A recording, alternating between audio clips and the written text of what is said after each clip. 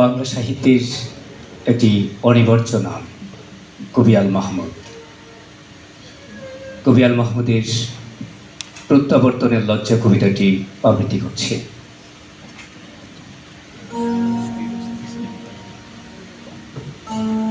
শেষ ট্রেন ধরব বলে একরকম ছুটতে ছুটতে স্টেশনে পৌঁছে দেখি নীলবর্ণ আলোর সঙ্গে হতাশার মতন হঠাৎ দারুণ হুইসেল দিয়ে গাড়ি ছেড়ে দিয়েছে। যাদের সাথে শহরে যাবার কথা ছিল তাদের উৎকণ্ঠিত মুখ জানলায় উবুর হয়ে আমাকে দেখছে, হাত নেড়ে সান্ত্বনা দিচ্ছে।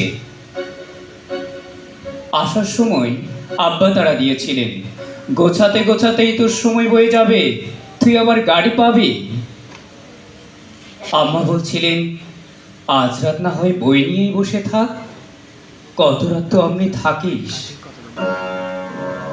আমার ঘুম পেল, এক নিঃস্বপ্ন নিদ্রায় আমি নিহত হয়ে থাকলাম। অথচ জাহানারা কোনোদিন ট্রেন ফেল করে না। ফরহাদ আধ ঘন্টা আগেই স্টেশনে পৌঁছে যায়। লাইলি মালপত্র তুলে দিয়ে আগেই চাকরকে টিকিট কিনতে পাঠায়।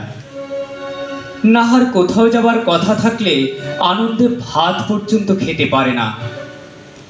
আর আমি এদের ভাই। 7 মাইল হেঁটে এসে শেষ রাতের গাড়ি হারিয়ে এক অখ্যাত স্টেশনে কুয়াশায় কাঁপছি। কুয়াশার সাদা পর্দা দোলাতে দোলাতে আবার আমি ঘরে ফিরব। শিশির আমার পাজামা ভিজে যাবে। চোখের পাতায় শীতের বিন্দু জমতে জমতে নির্লজ্জের মতন হঠাৎ লাল সূর্য উঠে আসবে। পরাজিতের মতো আমার মুখের উপর রোদ নামলে সামনে দেখব পরিচিত নদী, ছড়ানো ছিটানো ঘর বাড়ি, গ্রাম।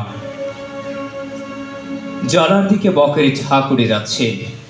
তারপর দারুণ ভয়ের মতো ভেসে উঠবে আমাদের আটচালা, কলার ছোট বাগান, দীর্ঘ পাতাগুলো না না করে কাঁপছে।